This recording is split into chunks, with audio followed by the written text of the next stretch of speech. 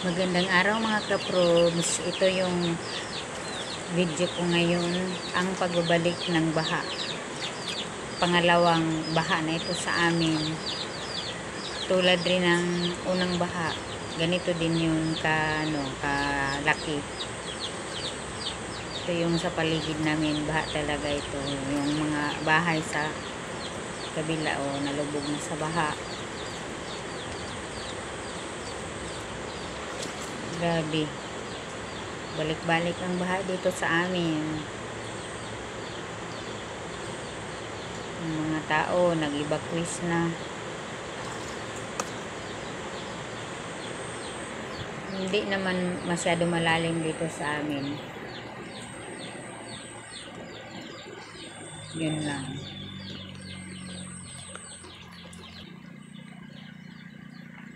Yung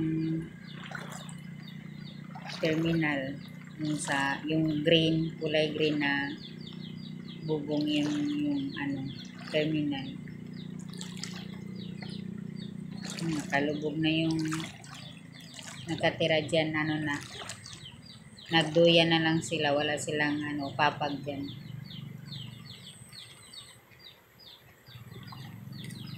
Sa bahay namin bumubog na rin pero hindi pa naabot yung sahig. Ito yung bahay na anak ko, bumubog din, mas malalim lang ang baha sa kanila. Ito yung yung daanan namin palabas papuntang kalsada. May ako dito, may tulay kami dito, yung dalawang kahoy, mga hardwood yan, yung yakal, tawag dyan, yakal. Yan yung tulay namin, nalubog. Hindi naman, ito yung kasi, kanal, nilagyan namin ng tulay. Yan ang kanal na dyan papasok yung baha galing sa sa Simulaw River namin na malaking malaking ilog yan, malaking ilog yan, yung Agusan River.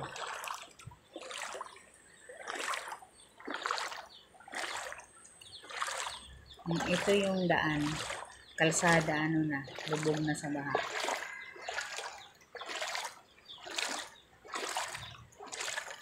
Yan yung yung bahay ng anak ko. Malalim na sa kanila. Abot na yung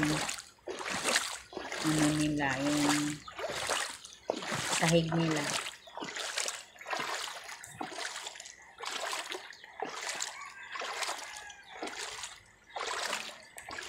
Yan, malalim na dyan, sa na, hanggang lagpas sa tuhod na yan, na na yung malalim na yung tubig. Sa loob nila may na tubig na yan, nakapasok na yung tubig. Andyan pa rin sila sa loob, tulog na tulog pa yan kasi pa ngayon, alas 5 pa ngayon ng umaga, tulog pa yan. Ito yung slaughter namin dito. Hindi naman maabot yung baha dyan. Dito lang sa sa amin, mababa talaga itong lugar namin dito.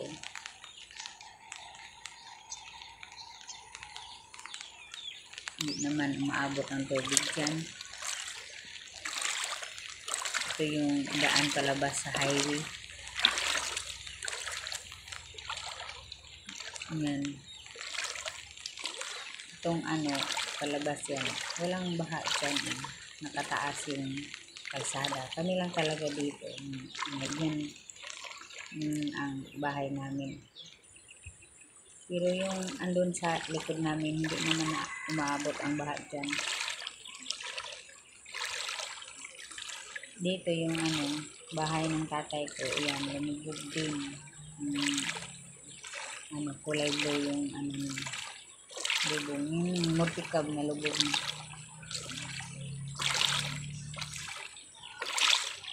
Yan yung bahay ng tatay ko. Nakapasok na yung baha sa loob. Naabot na yung flooring nila. Pero pag sana yung paggawa ng bahay, sana mga 4 na haliglap, 5. Kasi yan, 3 lang yan. Kaya naabot ng tubig. Pero yung siguro kung 5 patong yan, hindi na siguro yan maabutan ng baha. Ito yung sasakyan ng tatay ko. Kaparking na sa daan.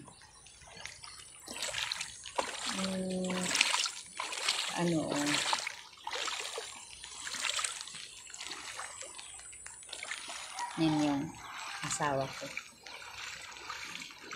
Kukuha siya ng motor namin kasi nalubog na daw sa baha.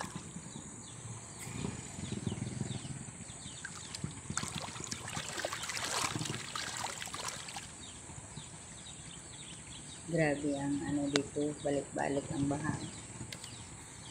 Ganito talaga sa sa Agusan. Laging baha pag January. Ngayon, motor namin lubog.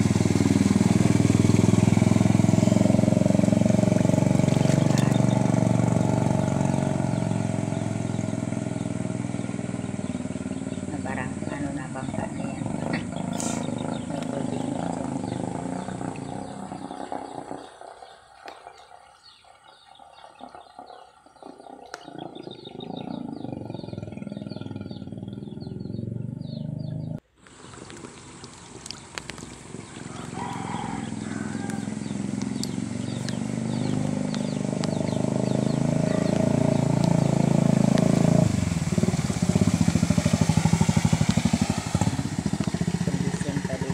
Motor nalubog na yun.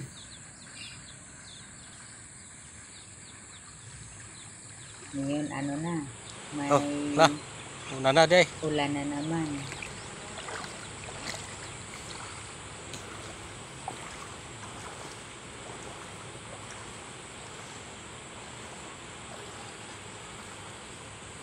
Mababaw din naman yung tubig.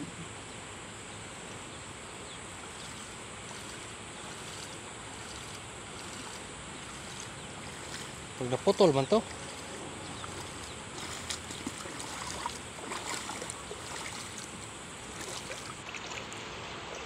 Yung aso nila, kawawa naman yung aso, nakapatong na sa silya. Tubig na yung sa baba nila. Hindi na siya makababa. Lubog na talaga yung bahay ng kapatid. Ito, umuulan na naman. Umakas ng ulan. Grabe. Lalaki na naman itong baha. May isda dyan nakita. Kahulihin ko sana kasi. Hindi mahuli basta-basta yung isda. Abutan ako ng ulan. Lakas ng ulan. That's all for today's video. Thank you.